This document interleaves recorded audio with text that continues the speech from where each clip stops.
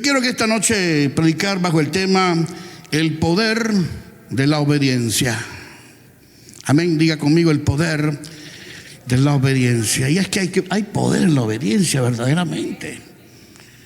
La Biblia nos enseña en 1 Samuel capítulo 15 que el Señor manda al profeta Samuel a ungir al rey Saúl. Era el primer rey que la nación de Israel iba a tener.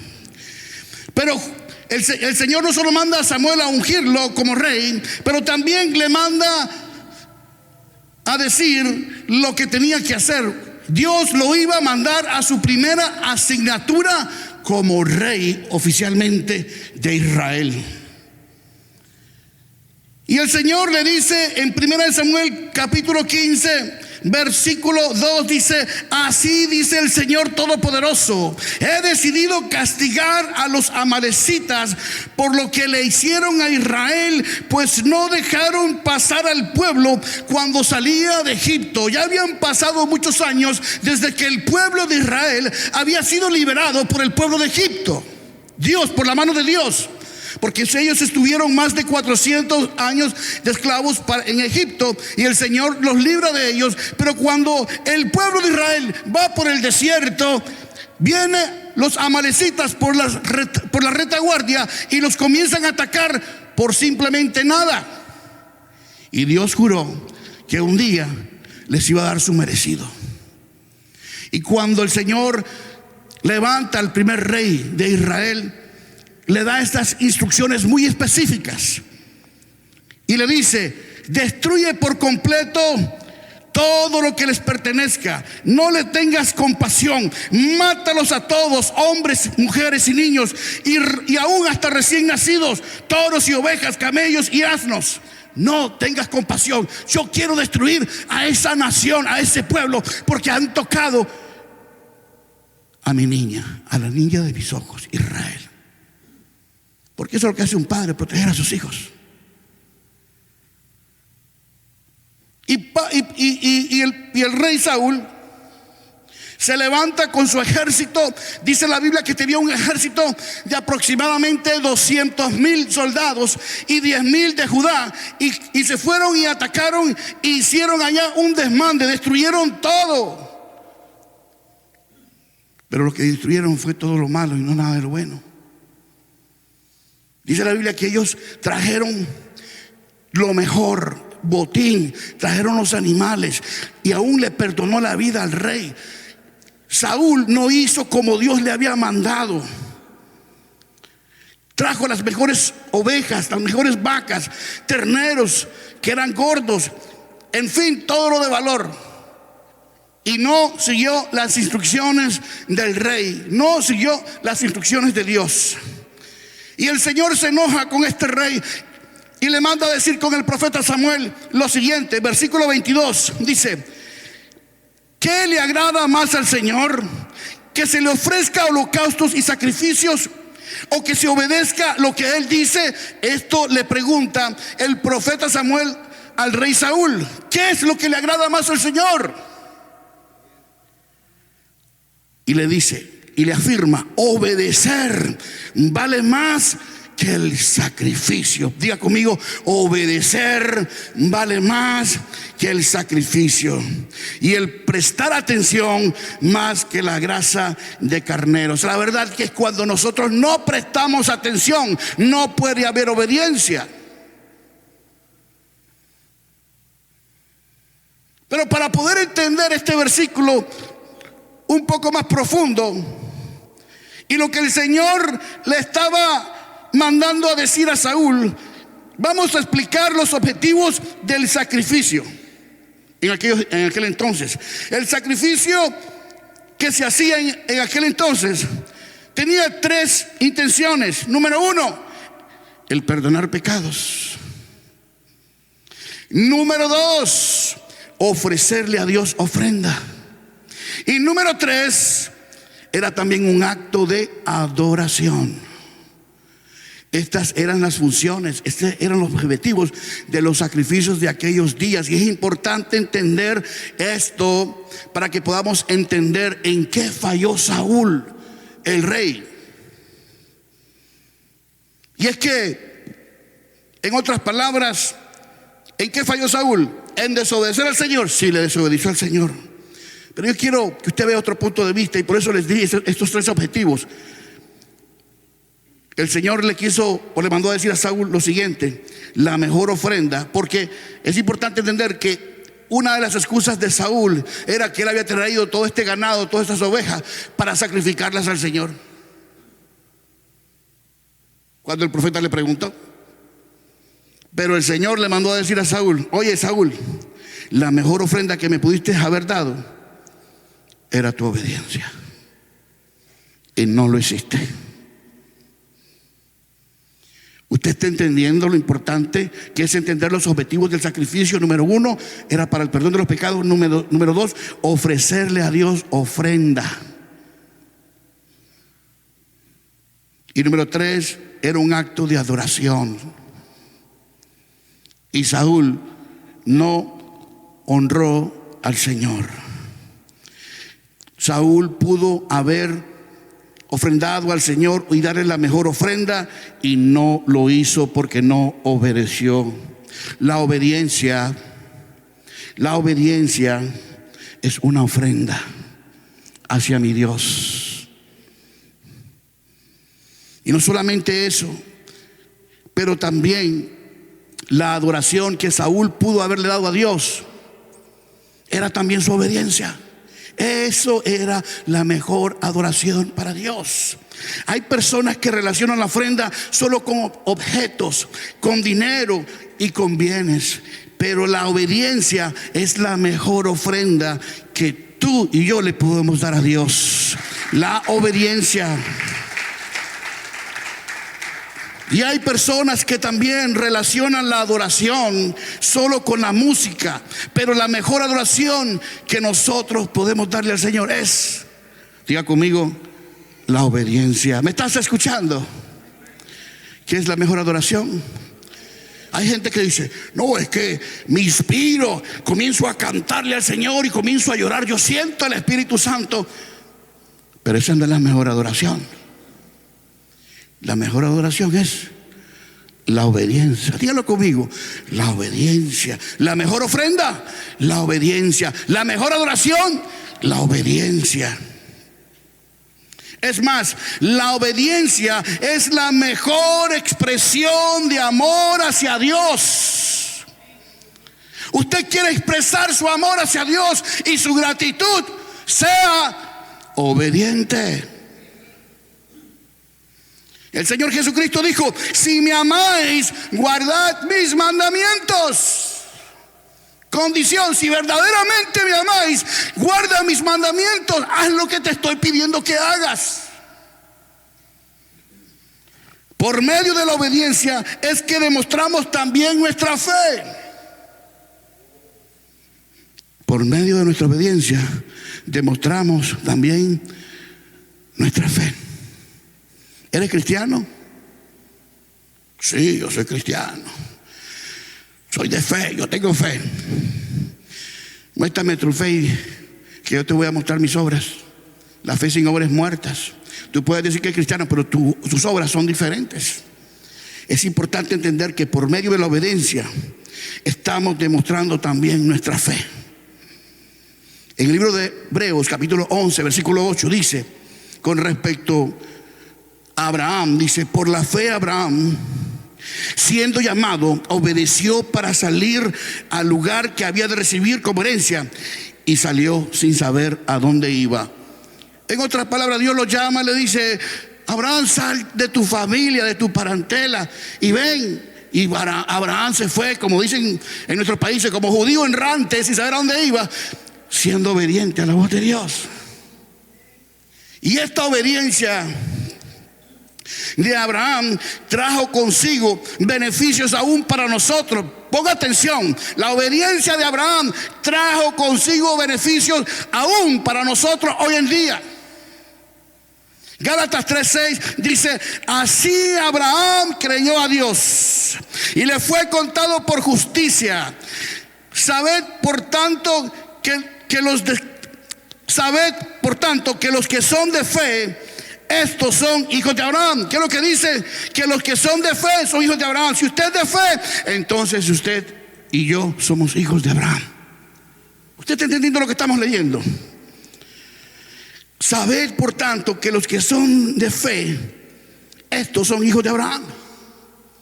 Y la Escritura, previendo que Dios había de justificar por la fe a los gentiles, dio de antemano la buena nueva a Abraham, diciendo: en ti serán benditas todas las naciones. De modo que los de la fe son bendecidos con el creyente Abraham. ¿Cómo usted es bendecido? Por la obediencia de Abraham. Por la obediencia de Abraham nosotros alcanzamos los beneficios, alcanzamos la bendición de Dios. Pero pastor, ¿cómo es eso que yo soy bendecido? Y la verdad es que no tengo mucho dinero en el banco, porque siempre relacionamos una cosa con la otra. Soy bendecido porque tienes dinero en el banco. Siempre estamos relacionando la bendición con eso. No, hay muchas cosas más que debemos de pensar cuando hablamos de bendición.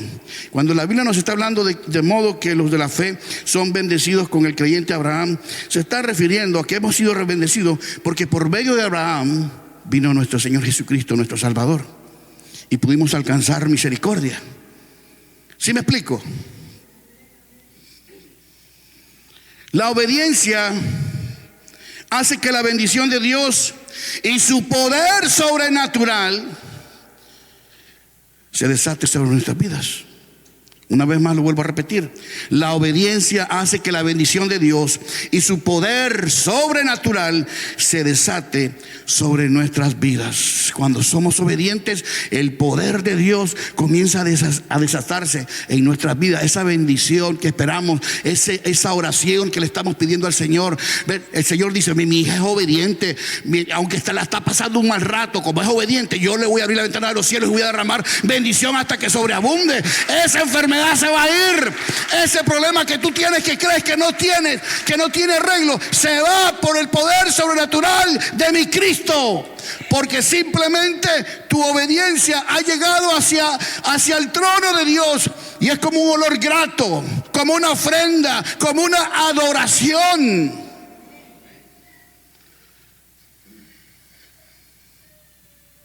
La obediencia de Moisés y el pueblo de Israel, una vez más, la obediencia de Moisés y el pueblo de Israel cruzaron el Mar Rojo cuando el Señor les dijo que los cruzaran. Y eso hizo que el Mar Rojo se partiera en dos y cruzaron en seco. Dice la Biblia que venía el faraón tras el pueblo con toda su caballería, y el pueblo estaba acampando junto al mar. Y cuando el pueblo vio al faraón viniendo, tuvieron, dice la Biblia, que gran temor, y clamaron a Dios. Y clamaron también a Moisés: ¿qué hacemos? Viene Faraón con toda su caballería, nos van a matar, nos van a masacrar esta gente. Señor, Moisés, nos van a matar, ¿qué vamos a hacer? Y dice la Biblia en Éxodo capítulo 14, versículos 15 y 16, dice: entonces Jehová dijo a Moisés: ¿por qué clamas a mí? Di a los hijos de Israel que marchen. ¿Qué tenían que hacer? ¿Y qué hicieron ellos? Marcharon. Imagínate que se hubieran quedado ahí en medio. ¿Qué hacemos? O peleamos contra Faraón en el desierto, o nos ahogamos en el mar. Eran miles de personas, millones, niños pequeños, no eran hombres nada más, eran mujeres, niños, y ellos estaban contra la espada y la pared. Pero ellos hicieron lo que el Señor les mandó, sin importarles el mar. ¿Me explico?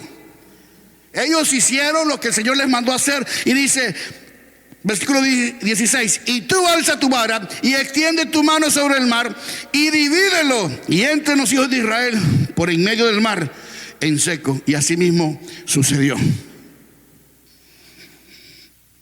Nadie alaba.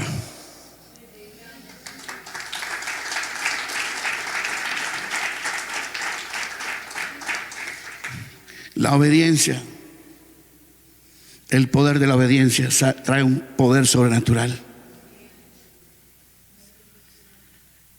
La obediencia de Josué y del pueblo de Israel hizo que los muros cayeran, dice la Biblia.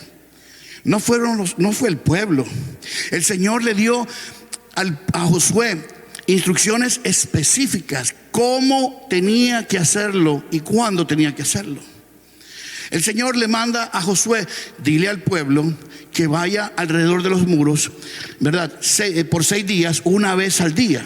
Primer día dieron una vuelta, segundo día dieron otra vuelta, tercer día dieron otra vuelta, pero al 7º día ellos tenían que darle 7 vueltas a Jericó. Yo hablé de esto la semana pasada. Yo creo que cualquiera hubiera dicho: está loco mi líder Josué, está loco Dios. Hay gente que piensa así. Dice la Biblia que al Señor le pareció bien, amén, predicar el evangelio, porque para muchos el evangelio es locura. ¿Sí me explico? Para el hombre carnal el evangelio es locura. Para el hombre material el evangelio es locura. Todo lo que sea espiritual es locura. Dar mi diezmo es locura. Tanto que te esfuerzas en el trabajo para dar tu diezmo, no, mijo, es locura. El estar en la iglesia todos los domingos es locura. El congregarse es locura. El ir a reuniones es locura. El ir a prepararse, a capacitizarse en la Biblia es locura. Todo es locura para el hombre materialista, para el hombre que vive en la carne.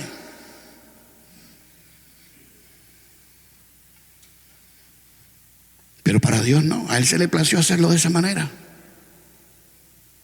Que el hombre espiritual entiende las cosas espirituales, pero el hombre carnal no. Y el Señor le manda al pueblo: vayan a dar una vuelta por día. Y ellos hicieron tal como el Señor les mandó. Y por la obediencia, esos muros cayeron por el poder de Dios. Ellos no tenían instrumentos de guerra. Ellos no podían destruir esas paredes. Solamente el poder de Dios pudo haber hecho eso. Y dice que la Biblia que cuando les dieron 7 vueltas a Jericó, ellos gritaron como el Señor les mandó y comenzaron los muros a caer.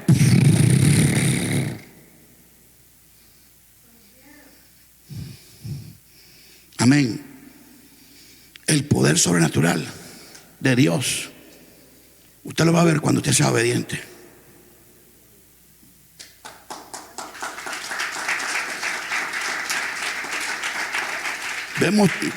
Vemos tantos ejemplos en la Biblia de personas que fueron obedientes al Señor, cosas que no eran lógicas, pero aún así, aunque eran ilógicas para el hombre, para la mente del hombre, para Dios, aleluya, no le importa, porque Dios es un Dios sobrenatural y Él quería simplemente bendecir, multiplicar a su pueblo. Dice la Biblia que el Señor mandó a una viuda a darle de comer a un profeta, al profeta Elías.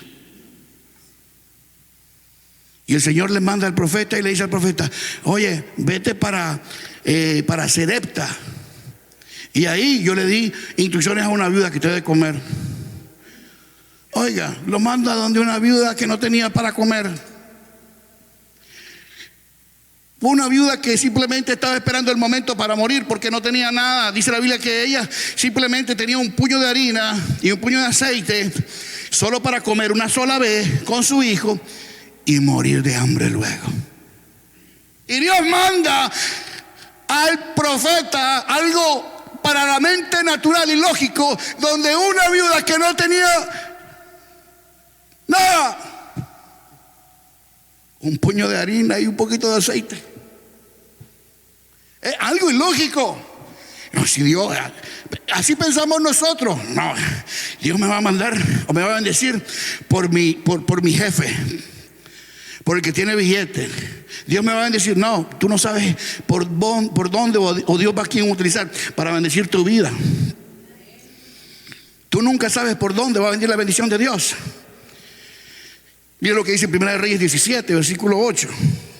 Vino luego a él palabra de Jehová diciendo: levántate, vete a Sarepta de Sidón y mora ahí. He aquí, yo he dado orden ahí a una mujer viuda que te sustente, que te dé de comer. Y cuando llegó, dice la Biblia que llega a la puerta de la ciudad y esta mujer estaba recogiendo leña, una vez más, simplemente para comer una sola vez y morir. Y él le dice, el profeta: mira, tráeme un vaso de agua, hombre. Y cuando la mujer viejita va para allá a buscar el vaso de agua, el profeta: ¡ey! Ven. Sí, señor, sí, profeta. Sí, hombre de Dios. ¿Sabes qué? Dame de comer. Dame una torta de pan. Y le dice a la mujer: pero Señor, no tengo, solo tengo. Vámonos al versículo 12. Y ella le respondió: vive Jehová tu Dios, que no tengo pan cocido, solamente un puñado de harina tengo en la tinaja y un poco de aceite en una vasija. Y ahora recogía 2 leños para entrar y prepararlos para mí y para mi hijo, para que lo comamos y nos dejemos morir. Y Elías le dijo: no temas, ve y haz como has dicho, pero hazme a mí primero. Ella estaba cumpliendo la orden de Dios, porque Dios le había dado orden a esta mujer que sustentara a este profeta.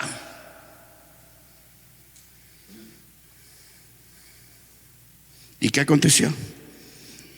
La bendición vino. ¿Qué aconteció? Lo sobrenatural comenzó a manifestarse por la obediencia de esta mujer. Versículo 15 dice: entonces ella fue e hizo como le dijo Elías, y comió él y ella y su casa muchos días. Ella y su hijo comieron por muchos días. Versículo 16: y la harina de la tinaja no escasó, ni el aceite de la vasija menguó, conforme a la palabra que Jehová había dicho por Elías. La obediencia de esta anciana, de esta viuda, produjo ese milagro, el milagro de la multiplicación. ¿Tenía? No. ¿Pero dio todo lo que tenía? Prácticamente sí. Porque solamente, o sea, yo quiero que cierres tu puño. Cierra tu puño, ve tu mano. Tenía un puñado de harina, un puñadito de arena. Yo quiero que veas tu mano. Toma un momento tu mano. A ver, toma tu mano y vea. Tenía un puñado de harina y un poquito de aceite. Nada.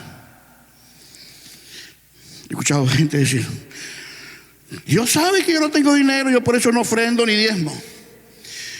Lo he dicho y lo vuelvo a decir: no se trata de dinero, se trata de obediencia y se trata de fe. De eso se trata, de que Dios te va a proveer, porque Él lo dice en su palabra: ahora probadme en esto, si no abriré la ventana de los cielos y derramaré bendición hasta que sobreabunde. No tiene nada que ver con el dinero, porque la Biblia dice que Él es el dueño del oro y de la plata.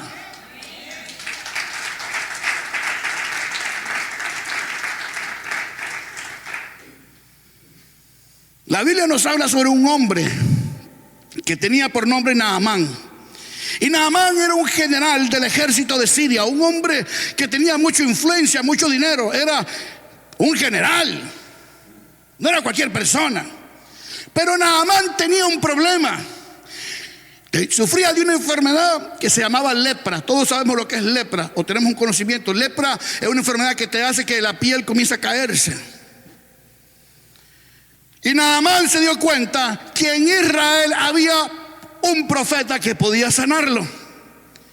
Y Naamán, dice la palabra de Dios, que llega con su carruaje, llega con lo que le iba a dar al profeta, una ofrenda, llega con mucho dinero, con oro, porque si el profeta lo sanaba, pues le iba a dar esta ofrenda.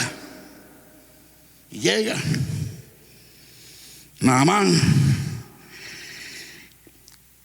y el profeta no sale. Manda al sirviente, le da las instrucciones, qué es lo que tenía que hacer. Le manda a decir que se meta en el Jordán 7 veces y va a ser sano. Naamán se enojó, dice: ¿cómo va a ser? El profeta no me vino a recibir. Porque el hombre es así, orgulloso. Quiere que lo traten siempre. Vení, hermanito, venga a la iglesia. Ven, hermano. No, usted haga lo que tenga que hacer, sea obediente. Y Naamán se enfureció. Y lo peor de todo, que el Jordán era uno de los ríos más sucios que había en esos tiempos. ¿Cómo manda a su sirviente? Y como dicen en mi país, Nicaragua, y para más gorra, me manda al Jordán, a ese río sucio. ¿Cómo va a ser? El hombre estaba súper enojado, y una de sus sirvientas que le servía le dice: Señor, pero ¿por qué no vas a hacer lo que el profeta te manda? No hay gran cosa. Y entonces dice la Biblia que él recapacitó y dice que fue y se zambulló 7 veces en el Jordán, y su carne se volvió como de bebé. He ahí el producto de la obediencia. Él fue obediente. Alguien le dijo, lo convenció: oye, hey, mira, ahí está la bendición. Oye, ve y zambuite, no es gran cosa lo que te está diciendo. El poder de la obediencia. Fue la obediencia de Cristo la que hizo triunfarlo a él en la cruz del Calvario. Ponga atención una vez más, y con esto termino. Fue la obediencia de Cristo la que lo hizo triunfar en la cruz del Calvario para darnos vida, y vida en abundancia. Vuelvo a decir, fue la obediencia de Cristo la que lo hizo triunfar. Filipenses capítulo 2.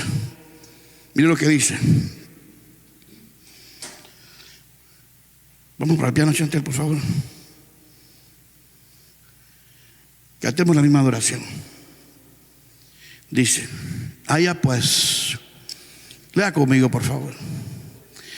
Haya pues en vosotros este sentir que hubo también en Cristo Jesús. ¿Qué nos está diciendo aquí el apóstol Pablo? Que nosotros imitemos a Cristo, que haya este mismo sentir que hubo en Cristo, que también nosotros lo hagamos igual que Él. Haga pues en vosotros este sentir que hubo también en Cristo Jesús, el cual, siendo en forma de Dios, no estimó el ser igual a Dios como cosa que aferrarse, sino que se despojó a sí mismo, tomando forma de siervo, hecho semejante a los hombres, y estando en la condición de hombre, se humilló a sí mismo, haciéndose obediente hasta la muerte, y muerte de cruz. Cristo se humilló para ser obediente. La obediencia trajo éxito para el ministerio de nuestro Señor y Salvador.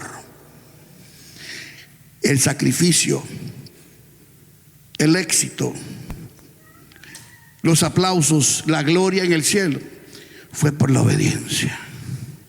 La obediencia es la que te va a abrir puertas. La obediencia es la que te va a dar la cobertura. El que habita al abrigo del Altísimo morará bajo la sombra del Omnipotente. Pero para recibir esa cobertura, ¿qué tienes que hacer? Habitar. Y para habitar tienes que ¿qué? Ser obediente. Gente que se sale de la cobertura de Dios por cualquier bobería. La obediencia te hace exitoso. La obediencia es la llave que te va a llevar al cielo. La obediencia te va a ayudar a lograr todos tus sueños. Vamos a ser obedientes.